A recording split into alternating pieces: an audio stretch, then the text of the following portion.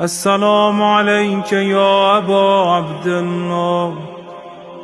السلام عليك يا ابن رسول الله.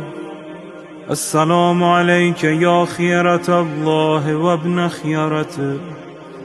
السلام عليك يا ابن أمير المؤمنين وابن سيد الوصيين.